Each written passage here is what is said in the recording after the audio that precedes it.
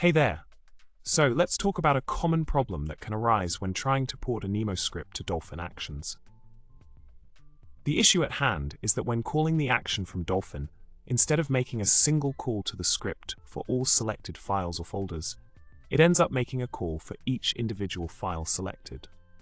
This can be quite frustrating and inefficient, but fear not, as there's a solution to this pesky problem. The key to resolving this problem lies in a simple tweak to the desktop entry code. By adding a %f parameter at the end of the exec line for both the slideshow and shuffled_slideshow actions, you can ensure that the script is called just once for all the selected files or folders. This adjustment tells Dolphin to pass the list of selected files to the script, enabling it to process them all together. A small change with big implications, right?